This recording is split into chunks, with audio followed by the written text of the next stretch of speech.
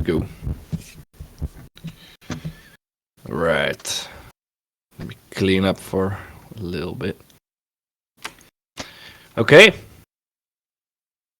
We're gonna turn this on. There we go. Alright, so last time we went into fur and about creating fur with geometry nodes. Now, geometry nodes are incredible and they are amazing, don't get me wrong. But they also lack one thing when it's about hairs, and that's something the other hair system has, and this one lacks. So both of them aren't perfect, which is a shame because you need them to be perfect for final animations, stuff like that. And the one thing that the geometry nodes is lacking as of now is the ability to simulate the hairs. There is talk about the simulation node actually coming for geometry nodes as well, which means that the hairs will eventually be able to simulate in geometry nodes, which is going to be a game changer. But for now, the simulation property of these hairs cannot be found in geometry nodes itself, which is annoying. A good thing is that there is actually something we can do about it, which is going back and forth between the two systems. And we worked in both now, so it's going to be a little bit easier to follow the steps. Alright, so first things first, we have our nice model. We've got our Totoro fur. We even have the geometry node set up. Let me get that here. And there is something that I still want. This hair still doesn't look entirely realistic to me. It is not even close to the nose. It's filling in the eye sockets. It is not precise enough. Right, if I will make a render out of this head alone, it will be fine in like a distance Totoro like this, moving around, stuff like that. But if I want a close-up of the face, then we got some hair sticking through things, and that is just something that happens because we have added extra hairs and the location is random, and the curvature of the hairs is also a little bit random. So that is just something that happens when we work with hairs. It also happens in the other hair system, which is just a shame. So the best thing to do right here is I'm going to disable the actual the geometry node system, and this will show us the only hairs that we actually added in the sculpt mode, right? So if I select these hairs, change this from object mode to sculpt mode, we will be able to add new hairs, remove hairs, do whatever we need to those hairs to get them perfect. And this is also something that I'm just gonna do now, right? It is a little bit of a pain because it takes much more work, but in the end we get way more precise results. And that is just to add more hairs in here instead of adding them afterwards in a modifier, right? So the way I will do this is with just the regular density brush, and then we're gonna decrease the density, and we're gonna paint in some more precise hairs. For example, this face area, we made those hairs short, and that was for a reason.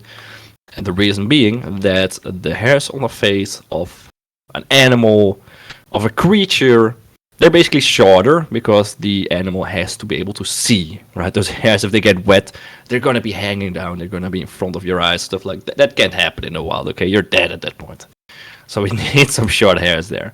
So what we can do is just select that density brush, and we can go to the right to the curve shape and just interpolate length and shape, and that will make sure that it follows the exact shape of the hairs that are already there, right? So this entire process is going to be us just basically adding in more hairs where they need to be.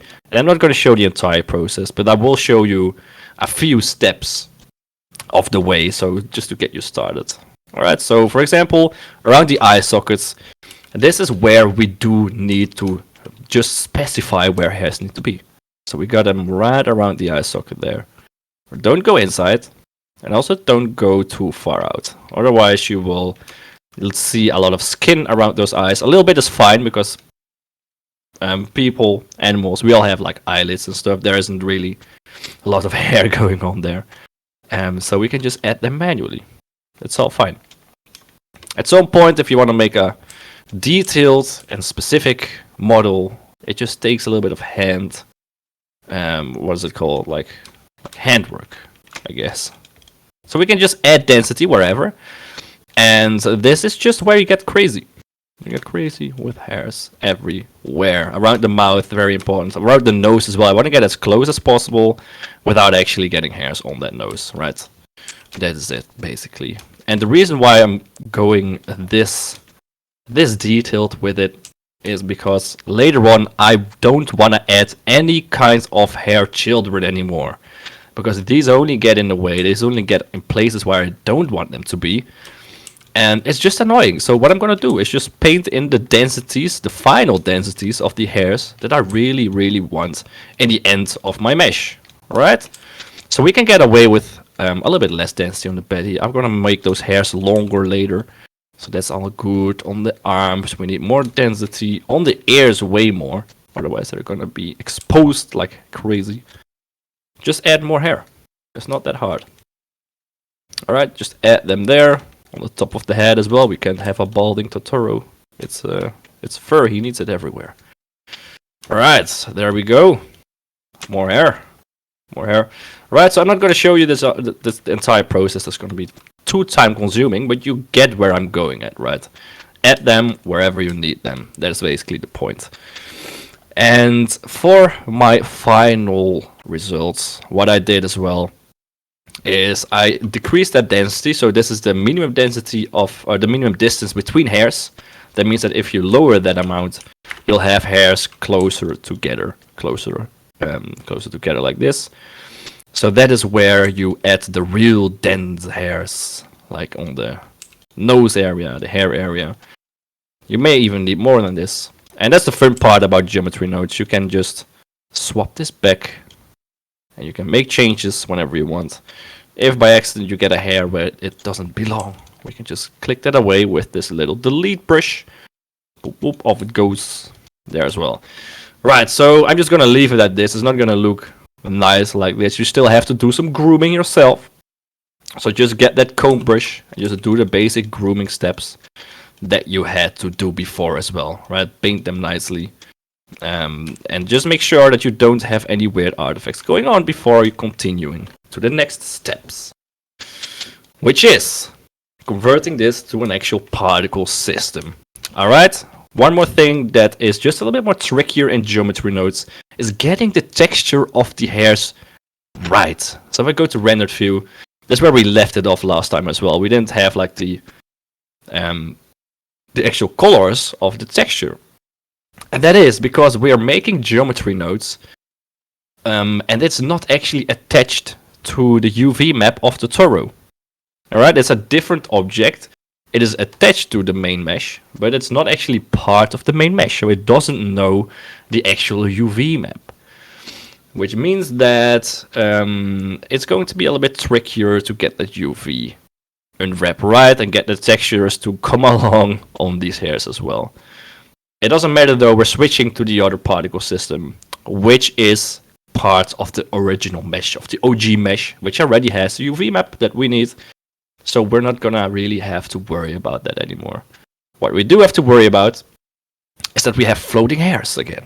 Alright, we got these hairs that are starting in blank space, which is not something we're looking forward to. And that's also why we made that geometry node setup last time.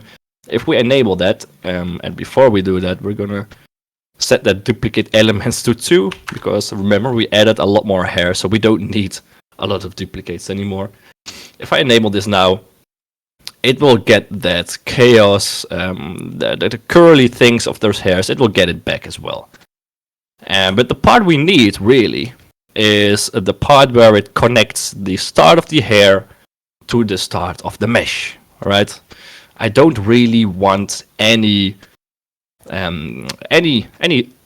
other kind of crazy stuff going on right now. So the extra noise that we added there, the curliness of the hair, that is something that we don't need now. That's something we're not going to take with us into the next step, because we can add some noise, some curls and stuff like that. We can add that later in the actual particle system. Okay? So what I'm going to do is delete this setup. So I'm going to zoom out. I'm going to box select everything in between the start and the end node. And I'm just going to delete that.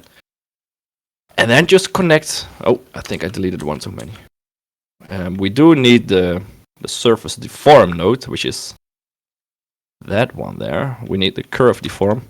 That's going to define how our curves are groomed. So that's very important.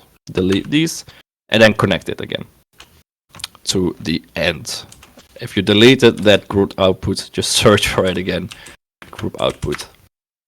And connect that back in. There we go. Let's see why this isn't working. Did I delete something else? I may have actually. Ah, yes. Alright, so what we're gonna do instead is, let's see what we need. We can delete this.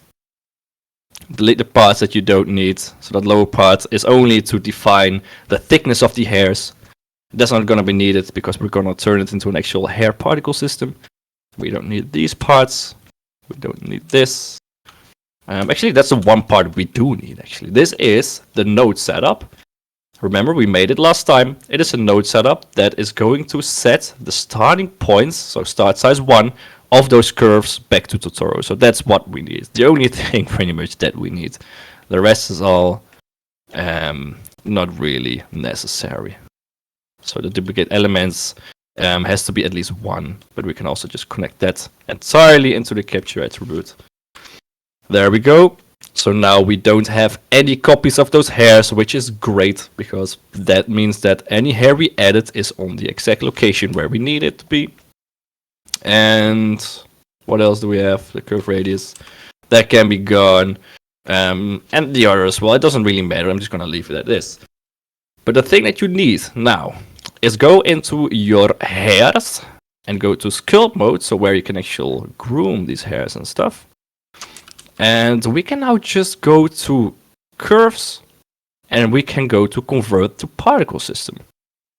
And now, if I disable the curves here, so this is the one we had already, the geometry nodes. If I hide that, you can see that we now also have hair particles on Totoro itself, in exactly the same shape as we had them before. Okay? And that means that any kinds of change we did in the curves are also now done in the curves that we have attached to the Totoro mesh. And that's perfect. And because we still have this curve mesh, which is amazing because we can always go back, revert to that. For example, if I want to add more hairs, I can just delete my... where's my Totoro main? If we can always go to the Totoro main particle properties, delete those curves, and then just go to the geometry node curves, and then just go to sculpt and make any change that we need, and then we can just attach it right back, snap it back to the mesh, which is just something amazing. Alright, so more density, for example. We can add more length. Let me just add some beautiful length there on the chest area. That's a lot. There we go. Some nice lengthy hairs there. Maybe hair on top of the head as well. Some longer hairs. And that is basically already amazing. Alright, so that is nice. I can just go to the same steps, sculpt mode, curves, and then we can just convert this to a particle system. Hide the curves, and then we see the actual particles that we ended up with. Now the fun thing is that we can even just go to the Totoro main mesh, go to the object mode first, then select your Totoro, and then we can switch this over to particle edit. And you can see that we actually have the same thing that we worked on before. So the first time we added hair on Totoro, it is now just the same principle, alright? The only difference is that we started this off in geometry nodes. We have the base in the curve, so we can make any tweaks, any changes we need in that curves, and we can always revert back to it. And that's the one thing that hair particles themselves are very, very annoying in, because if I ever wanna make a change after I already, for example, added some children and stuff like that, it is going to look like shit afterwards if we make changes. And that's just nice to have a backup ready when we need it. Okay? So this is a nice combination of using the two systems. And the fun thing is that in particle systems we have hair dynamics, and that is exactly what we need. right? Hair dynamics, they will make it possible for your hair to actually experience dynamics and physics, which means that if you add a wind, for example, a wind in your scene that blows against Totoro who is standing in storm, we'll actually be able to see the wind going through the hairs and stuff like that. And that's also something that makes your blender crash very quickly. So we're gonna be focusing on that on another day. For now, let's just work with this hair system, right? If I go to rendered view, we can see we get our original texture back, and that is amazing.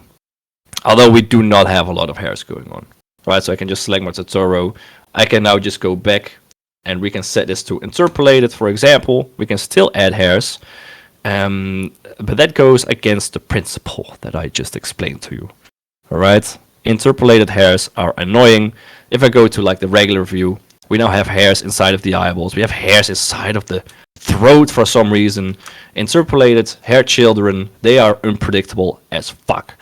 And that is annoying. Okay, so what I did instead is just delete the particle system. Minus that. And unhide the curves. I just added the entire final densities of those hairs that I needed in the end, okay? And I'm not going to show you that. It was, I think it took me about 30 minutes to make that. Just adding more hairs and just grooming there in the right directions. So I'm not going to show you that process because that's boring to watch. So instead, I'm just going to open that file real quick. There we go. Let me save this. And this is pretty much what I ended up with. Alright, so this is Totoro with all the hairs already added in the initial system. And you can see that there's a lot of hair going on. A lot of hair. So if I select my Totoro, you can see that I have curves. Alright, so these are the curves. And we can turn that into an actual particle system. So if I select my Totoro main, I have an armature. And I used to also have a subdivision modifier. I applied that, and I cannot revert that right now. If you have a subdivision modifier as well, make sure to not apply that yet. Otherwise your armature is going to get messed up, which happened for me, so I can't really move Totoro anymore now, which is something that happens. So make sure you don't do the same thing. Don't make the same mistakes as I just did. And the thing that we can just do now is go to our curves and go to sculpt mode. So you can see that there's a lot of hairs, right? And I can just completely groom all of those hairs exactly how I want them to be, which makes it a lot more freedom. And it's the same system as I just showed you guys. I just added a lot more hairs myself. So don't worry if the results looks different. You can make it look exactly the same if you put in the effort. And yeah, we can change this. We can make it longer. Add a nice highlight in the hair. And let me show you what it looks like. So this is the hair system. Right now it is overlapped with the curves, the actual curves, which means that we have a curve system within a hair system. So they are both present. So what I have to do is just go back to regular view and let me hide this. Let me hide all the other stuff. I'm going to select my Totoro.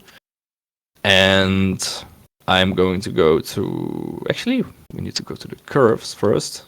And do the same thing I showed you before. This is a very repetitive tutorial, I know.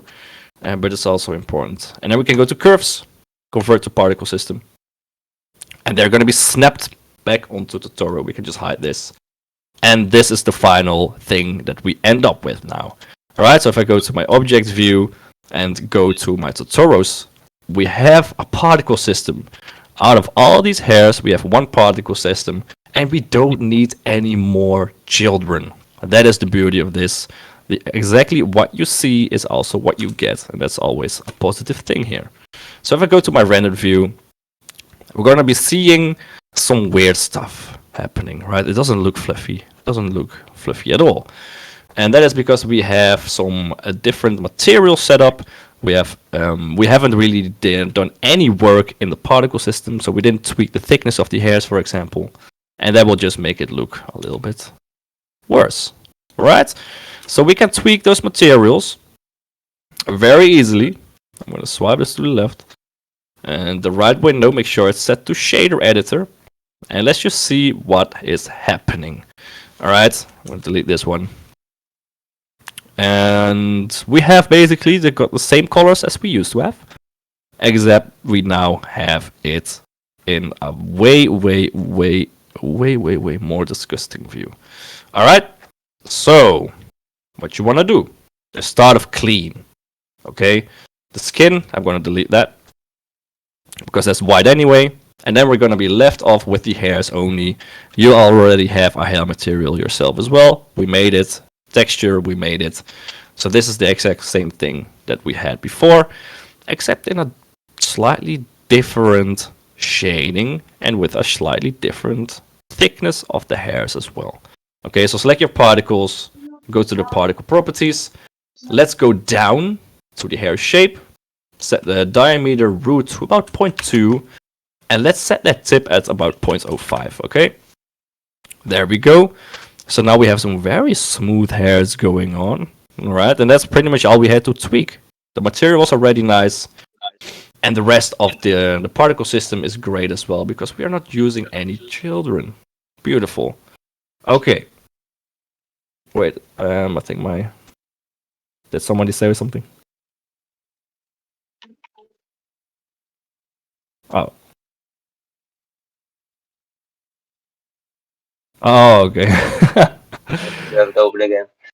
My headset went off and I just saw like the green outline in Discord popping off. Okay, so this is pretty much the Totoro. And I will just show you how we can get the right look back. Because now we only have the hair material. We just deleted the skin. And that means that if we now look on our Totoro itself, it is going to take that hair material on the skin itself as well. And it's gonna look poor. Right? Because the principled hairs BSDF is made for curves, for thin curves, and is not made for an actual mesh. So we need at least one more material. So hit the plus sign, new, name that skin. Let's see, double click it. I'm going back to solid view for a second. It's taking a little bit of time to render out. Let's double click that. And name that skin. And then we can just tweak that material. And we can basically go to the hair settings, so the hair material. And we can select the first, second, third, and fourth material. Right mouse, and then just copy that. You can also use copy as like Control C. For some reason, it doesn't always copy it for me when I use the shortcut, which is why I just do it right mouse, copy, which just saves me a little bit of trouble. And then we can just paste this in, Control V, of course, and we can just connect that there. Okay, so we should now have the exact same colors in here as we have for those hairs.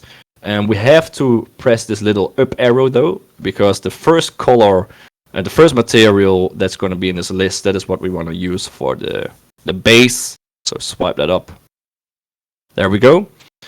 And then just press tab A and just hit assign on that skin material. Alright, there we go. And now the skin material is actually applied to that mesh. But now that skin material is also applied to the hair. So let's go back into particle settings, scroll down and set it in the render tab, set the material back to hair. There we go. Now it looks like I have got some weird hairs going through my mesh here. That's something I should have fixed in my curve system. So if you want to fix that, remember I told this before, we can just get rid of this for a second and just enable the curves and then see where I messed up. So I'm going to go to solid view. Seems like there are some hairs that are just going in and through my mesh there. So what you can do if you see any errors like that is just select your curves and repetitive. I know we're going to do this again. We can just move this out with the comb brush. Move everything out of the mesh where something was going wrong. We can just edit that like that. And we can just snap that back to the mesh. So sculpt mode, curves, convert to particle system. There we go. Now we've got this once again as a particle system, and I'm not sure if it actually updated. Seems like it did. That's nice. So it actually updates the particle system as well, which means that we don't really even have to make those tweaks again. So Blender actually thought about going back and forth, which is something nice. Alright, now let's just step away from those hairs for a second. We've been working on those for a few tutorials now. So I think it's gonna be fun if we finally move on to something new. I think the hairs look at least decent for now. I think it looks very fluffy. So that is nice. Let's actually focus on how we're gonna set up those teeth, shall we?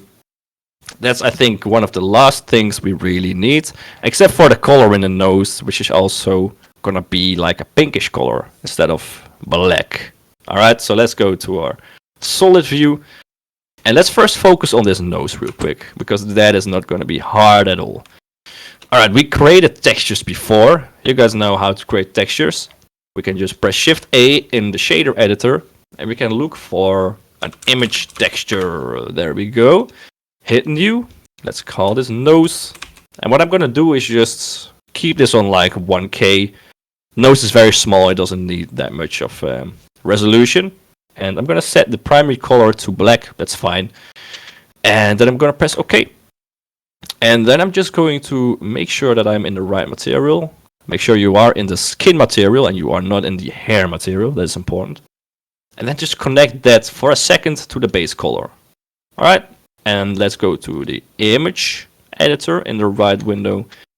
And let's just select the nose material now. And let's press image, save as, and let's just save that as, well, minus nose 001. I already had it. Just save that.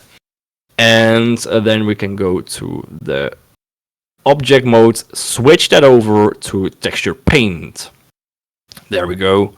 And let's actually hide the hair system for now. That is still in front. So there we go. So that is the texture that we're working with right now. Right? It's all black. And the reason why I made this black is because I'm just going to use this as a mask to add a new color. Alright, and a mask is generally black and white. White values are going to be what you actually will see later on. So I'm going to make the nose white because I want to change the color of the nose only. Right, so I'm just going to switch this over to white.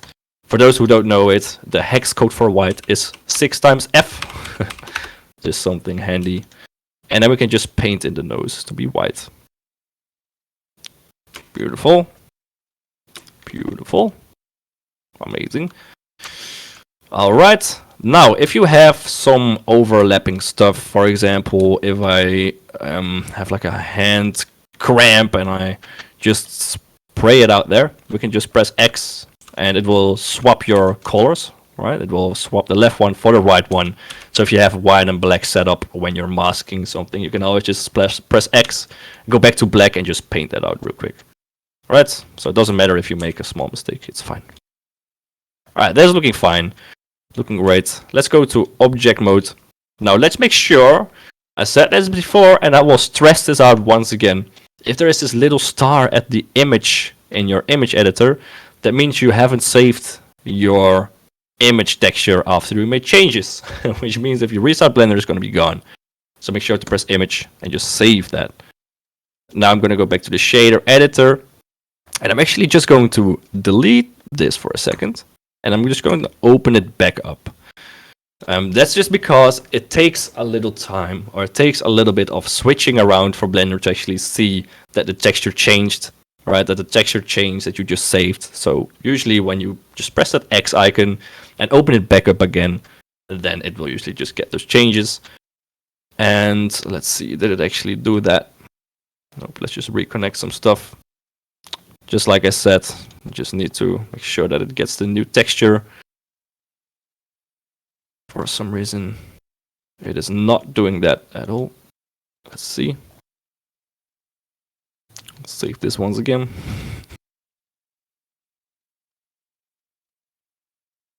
I'm gonna disconnect this.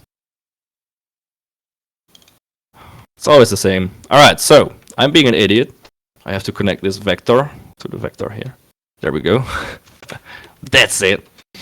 All right. So that is it. We have our white mask. Now, how do we match this in with the original color? Very easy. We can press Shift A. We can go to color. We can go to mix color. We can swipe that in. And then we can just swipe this nose texture that we just made. We can just grab that into the vector. There we go. And then we can set the second color, which is now white. We can set that to anything we want. Right? And that is just very nice. So I'm going to set this to something like a darkish, I don't know what color this is, like a darkish shaman color. Not sure. But it works. Right? So let's get our actual particle back. And now we can see we get a nice little nose shining through our actual hair geometry there. Alright, nice. Alright, so for the teeth, I think we can just squeeze that in real quick. At least creating them. And then we will add them to the mesh later. Because they also have to move with the mouth, of course. And we also need to get this armature back that I deleted. I mean, it's not parented anymore. So we'll also get that back. So for teeth, and in specific, Totoro teeth, they are quite weird. Right? If you Google it, and I will just save a reference image real quick and then just paste that in Blender so you can see it as well. I have two images, one with them closed and one with them open as well. Let's see. Save image. Alright, there we go. Shift A, image, reference. And let me see the download folder real quick. There we go. There we go. And I'm just going to click on the one I want to enter. Right, so this is the one with the mouth open. Open mouth Totoro. And we also have one with the mouth closed. Shift A, image, reference. Where is it? Am I blind?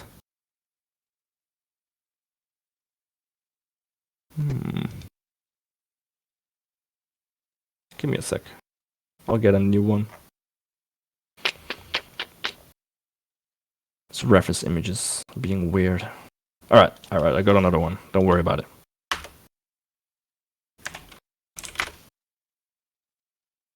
There we go. Let's save that up. There we go. Shift A, image, reference. There we go. Alright, so you can see that for some reason when Totoro has his mouth closed, you can only see what I guess are the top row of teeth. And when he has them open, you can see both of them. I'm not sure why that is, if it's like a stylized choice by the producers to just show like one row of teeth when they're closed, or should show it like they're so tightly pressed together that you can't see like the middle line or something like that. It makes me wonder whether or not we should make like large top teeth and small bottom teeth, for example, or we can just go with this route where we have some top teeth and we have some bottom teeth as well. Right, so that's a choice you will have to make for yourself. I'm gonna go with top and bottom teeth because that's gonna be more fun, I guess. Alright, so we got the Totoro. For this part, we can hide the hairs.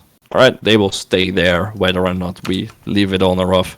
So just get an ease of mind by just disabling them for a second. Alright, so let's get our 3D cursor. Select that little icon there. And just left click anywhere on Totoro where you want your object to appear. Shift A, mesh. And let's just make this out of a regular old cube. Alright, there it is. Press S, just scale that down a little bit. There we go. And let's just think about how large these teeth have to be. The position of the teeth, how many teeth, stuff like that is something we need. Now, obviously we have our geometry. Right, we have to think about the different facial expressions that the Totoro is going to be making. All right, if I hit tab, I got this. This is a geometry that I want to work with, and that is a geometry after applying the subdivision modifier. All right, Which means that if you didn't apply that yet, you won't have this much geometry to work with, which is fine. But at some point, we're going to go into more advanced facial expressions that also takes the eyes into account, for example, the position of the nose. We're going to make the ears do weird stuff, which means we need a little bit more geometry. All right. And that is just, well, it just means we have to just apply the subdivision modifier. Right, so just apply that. Make sure you end up at somewhat of the same geometry as I have. Right, the same resolution. Which means I think I had 2 subdivision modifiers. That is what we did in the tutorial. That's what I applied as well. You can just apply that. And that will be it. You will now have this geometry. But the armature will be weird. Alright, so that's just a little sacrifice that we have made right now. We have to make right now. It's not like we did a lot of weight painting yet. Just a little bit to clean it up. So we can just do that whenever we're ready. Alright, so for the teeth, I'm going to first select my Totoro. And I'm going to expand the mouth. Alright, I want to know how big the mouth is going to be stretching out at first. So what I'm going to do is go to that object data properties of my Totoro. And we're going to add new shape keys. Right? Make sure you have a basis and a key 1 and set the key 1 to 1, the value. Let's just name this big ol' smile. There we go. And I'm going to just make this smile as big as I want it to ever get. And we can do this by just going to sculpt mode now. Make sure your X symmetry is enabled by clicking that little button on the top. And we can now just press G and then F to make our brush bigger. And we can just start sculpting where we want this mesh to go to, right? How big do we want the smile to be? What the position of that mouth is going to be when it's fully smiling. And make sure it doesn't get too creepy like I'm doing right now. And doesn't matter if we have weird, like, sticking out going on. We can just tweak that back in. Doesn't matter. We can make everything nice and smooth again. Just make sure that you end up with a nice smile there. Okay, something like that. That's looking alright on this side. That's looking creepy on the other side. So I'm just gonna stretch this back out and move this part a little bit more back in. And there we go. You can always try and hold shift, left click to smoothen things out. Just like this. Let's see how this looks. It's a nice smile, but still looks a little bit creepy in my opinion. So I'm going to move this up a little bit to try to make this bottom part more straight. There we go. And just smoothen the bottom out a little bit there.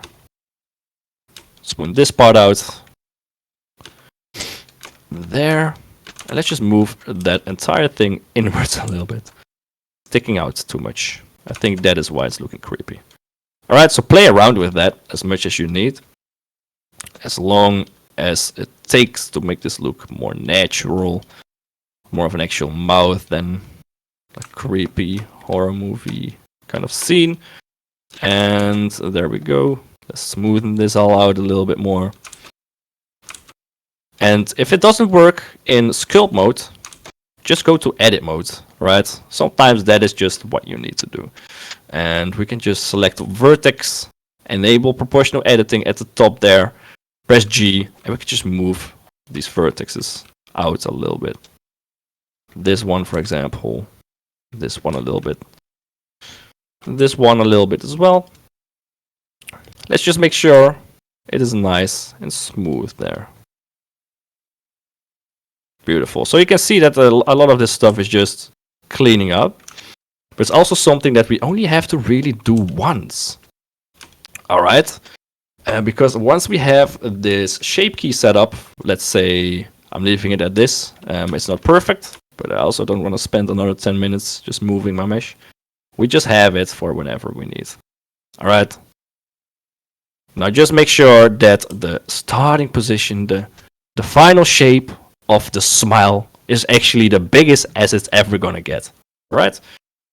That is important. So we can move this out even more. Not sure where those blocks come from. And delete that. And we can always go to the modifier properties and just add another subdivision, right? And then it's going to smoothen it out, and it will just show a little bit of how it looks without all of that blocky geometry going on.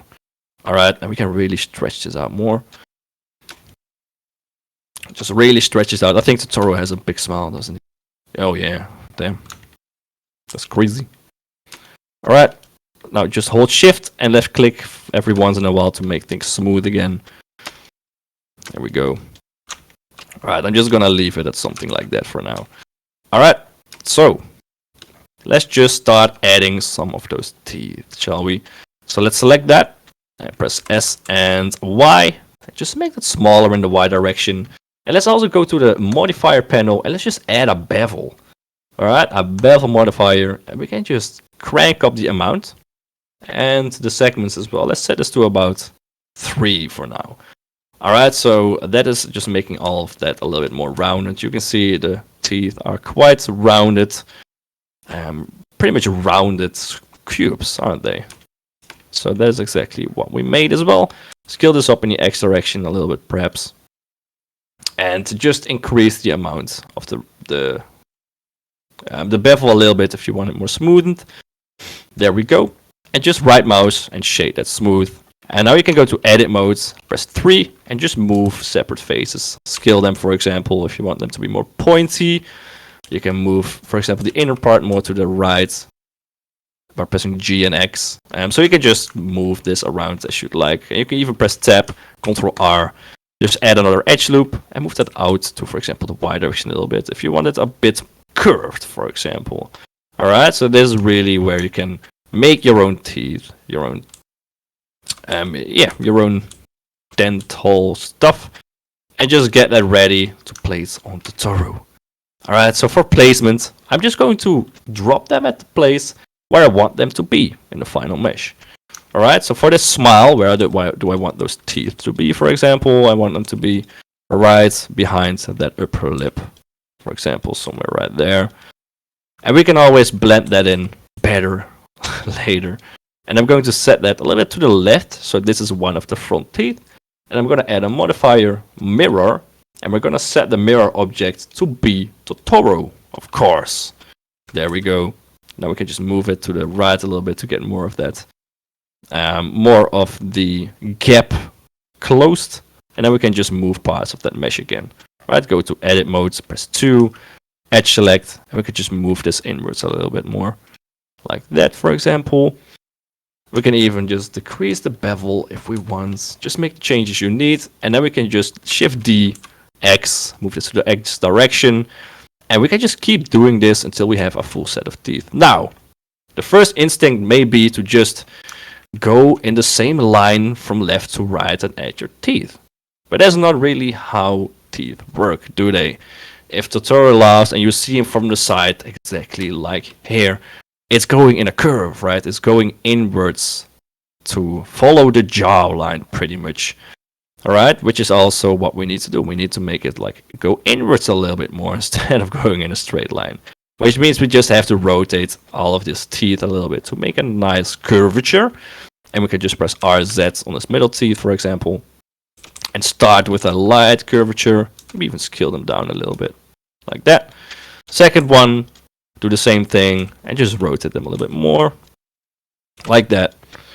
Make sure they still quite nicely touch the Totoro. There we go. Don't worry about the top side yet in the gums. It's gonna be fine. We can make it a little bit smaller as well. We can duplicate that once again. And we can tweak this later, so don't worry about going fast about this. Move this to the side. I just move my camera into the mouth. Why not? You know, just move it to where you need it to be. Alright, now we're getting to the point where it gets close to the actual mesh, the inside of the Totoro. Alright, doesn't matter. We can just change the shape key. We can select the Totoro, go to sculpt mode, press G, G, and then just move that gum inwards a little bit. Right, just like that. We can just move it away. No worries at all. We can just sculpt this the way it was supposed to look. There we go. And the fun part is, because we're only tweaking the shape key, it is all going to be reset when we close that mouth, right? When we reset the shape key, you can see, whoop, mouth just closes. Beautiful. Right, so let's just move this up a little bit now that we moved that gum out of the way. Let's move this one out a little bit so we can follow that curvature. I will make this top part real quick so we can finish this tutorial as well. And just duplicate that one more time. Make it a little bit smaller. And just move that back a little bit as well. There we go. Make the changes you need. There we go. So now they're moving in nicely. Right, and that is just perfect. Maybe we even want them to be a little bit smaller. So I'm going to select all of them. S, X, scale them down a little bit. And press GX, move them inwards a little bit. Right, so now we can actually see more of the top parts of the teeth. We can select all of them. Press Shift D. And then press Escape, GZ. And then press SZ -1. And that will scale them exactly the other way. Alright, so that's just a very quick and easy way to rotate them in the Z-axis, like flip them, right? So let's just press SZ, scale them up a little bit there. Make sure they are nicely behind the teeth. There we go. And we can just make this top part a little bit bigger. SZ, move it down. Right, Totoro has big teeth, so this is nice. And make sure that they touch as well. Right, that's what teeth usually do. They are on each other, like that. Beautiful. So now we have like a very basic Totoro teeth setup.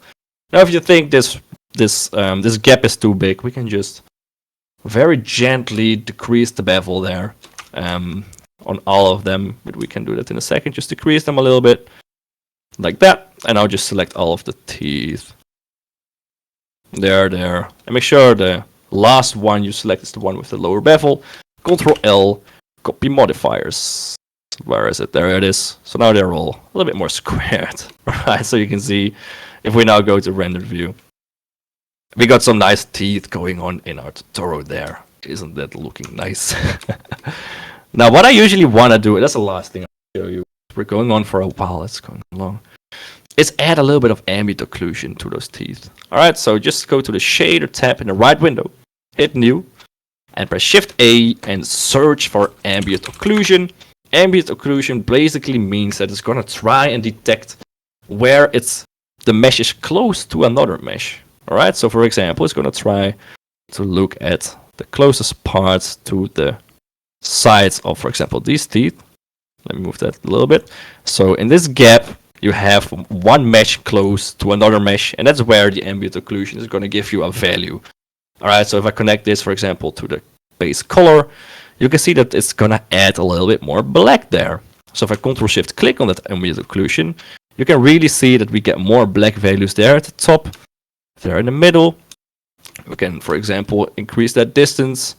Doesn't really show, but if we press Shift A and add another color ramp, swipe that in between, then we can really just swipe this black value to the right, and we get more of that ambient occlusion, right? So you can see the parts where it's close to another mesh are just going to be a little bit darker. And that's something that usually is very handy to use. So I'm going to connect this color ramp to the base color and connect the principled BSDF back into the surface. And now we can just tweak it. For example, if we want the teeth to be a little bit yellowish, we can just tweak that right color to be a little bit darker, yellow. And we can even add more of the dark value if we need. But I'm just going to leave that on the left there. Alright, so let's just copy all those materials. Select them all. Select the one we just changed last. Ctrl L. Link materials. There we go. So now we even get some nice ambient occlusion at the sides there, which even adds a little bit of shadow, right? The teeth are actually disappearing in the mouth. Now, if you want a golden teeth, for example, you can just duplicate that material. Just increase the metallic value, decrease the roughness there, maybe a little bit, and just change this color to gold. Right, it's that easy. You can now have like a golden teeth Totoro. And let's re-enable that fur as well, just for fun. There we go.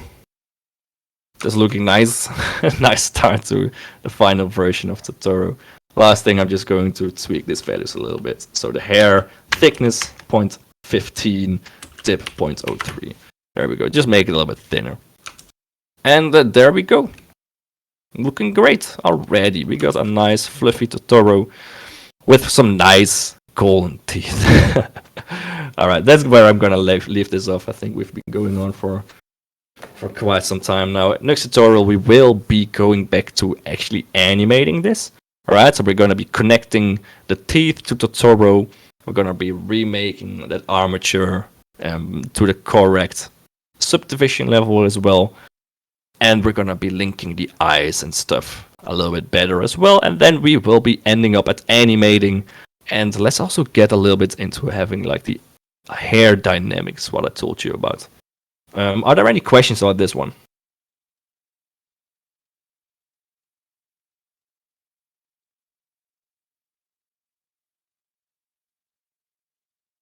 No questions? No question from us. Nope. All right. Well then, if there are no questions, I guess I'll see all of your results in a little bit. Maple, are you happy finally seeing some teeth?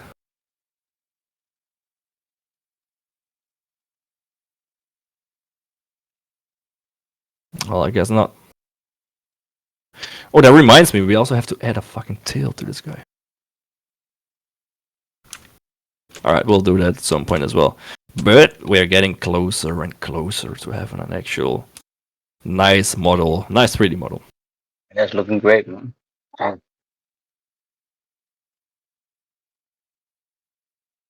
Yeah. Yeah, that is actually true. We can keep adding and making stuff different. Alright, then if there are no more questions, Bouvet, do you want to have a little word about the shader ball? Yeah, sure. I can do that. Well, I have to share my screen there, man. Yeah, no worries. One second. Oh,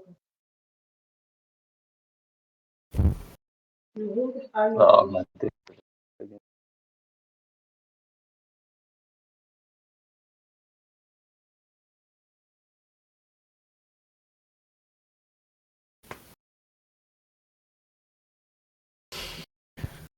Yeah. So for those who don't know, Bouvet created a shader ball setup, which makes it incredibly useful to test out different materials. You can see the last thing he sent in the asset library and tools is, for example, the edge detection mask node that he added as well, which means you can basically create very nice metallic materials with some edge wear as well, where the edge is a little bit damaged, for example. Some of that old iron is showing through parts where the paint of your metal is missing. Works for wood as well, for example. It's very useful stuff. Things that just generally take some researching to make yourself. I know Bouvet put some effort in connecting math nodes, stuff like that. It's very, very annoying to do, so it's amazing to actually see that in our own shader ball. Yeah. I think you can see my screen now, right? Let me see. Yeah. Yeah, okay, great. Yeah, basically we have one. We have created Google Drive with plugin assets. I'm showing you. I've made a video where you can see how to get this. And basically, we have the asset library. This the asset library in Blender. Then we have the plugin test.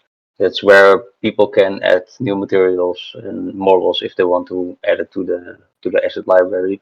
And then we have our tool section. And in here is basically the shader ball.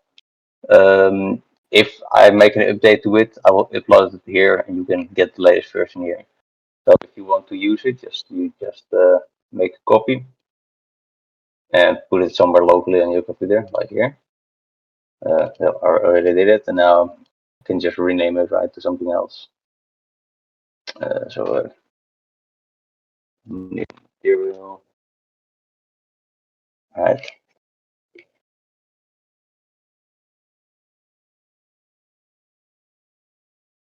My computer doesn't like streaming. Here we go. And then we have just this is the basic setup. There's a camera here that's just where you can log in. If you press 0, you can see it. It's animated, so it turns around in a turntable. From this point on, you can just switch it up, and it won't update the one in the Google Drive because this one is local, right? And right here you have like a little switch. You can move. If you move it, you will change the HDRI. Wait, I have to actually select that guy. So as you can see, you change the lighting in the HDRI. And if you rotate it, it will actually rotate the HDRI as well. So you get different lighting. And right here you have like an example of how it looks. So this is basically lighting. It has a few studio lights in it, and it will help you. It will help you see your material better. Of course, in here we have our plot sim. This at the moment is just a static mesh, but I can include the original where we just where you can make adjustments to, and then make a mesh out of that one. And let's see, here we have our liquid simulation. At the moment, it's also just a mesh, but I can include the setup for to re-render it, and then you can make different splashes with it. And yeah, you can just change the material on it. So let's see, shading.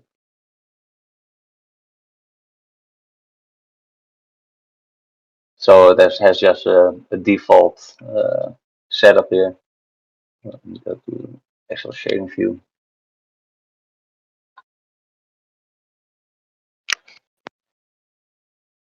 One second. And yeah, let's say I don't know. Let's say you can make something look like a little bit of blood or something, right? So you add. So this is all just surface color, and you can add like an absorption color to it.